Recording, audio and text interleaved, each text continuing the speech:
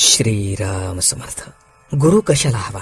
व्यवहारात सुद्धा आपल्याला गुरु करावा लागतो, तर त्याच्यापेक्षा अवघड ज्ञान होण्यासाठी गुरु नको असे म्हणून कसे चालेल? प्रपंचात सुखदुःख झाले, समाधान मिळाले नाही, तर मग खरे सुख कुठे आहे आणि ते मला कोण दाखवील? अशी ज्याला तळमळ लागेल तोच गुरु करेल. प्रपंच आम्हाला कडू वाटला तरच शिष्य होण्याचा प्रश्न.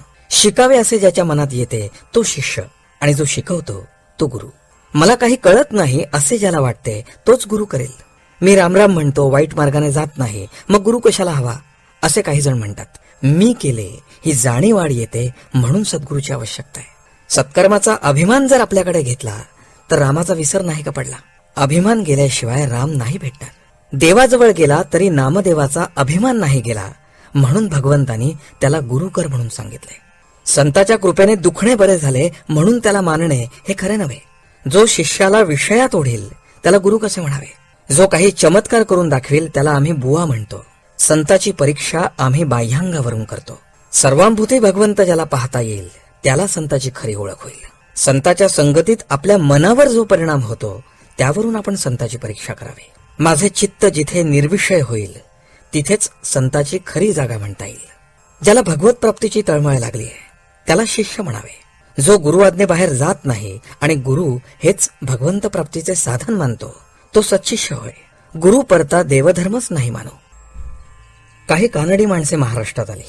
त्यांना मराठी येत नव्हते. त्यांनी एक दुभाषी गाठला आणि त्याच्या मागोमाग ती पुष्कळ ठिकाणी हिंडली. त्यांची चिंता आणि जबाबदारी त्या दुभाषावर पडली.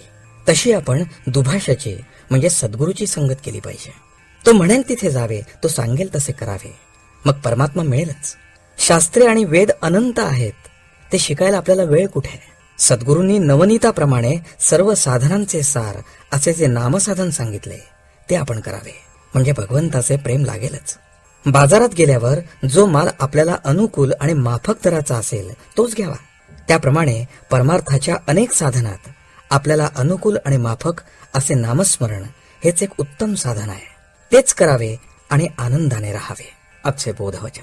भगवंताबद्दल जिज्ञासा उत्पन्न होणे ही खरी भाग्याची गोष्ट आहे. असा जिज्ञासू शिष्य भेटला तर संताला आपले स्वतःचे सार्थक झाले असे वाटते. जानकी जीवन स्मरण. जय जय राम.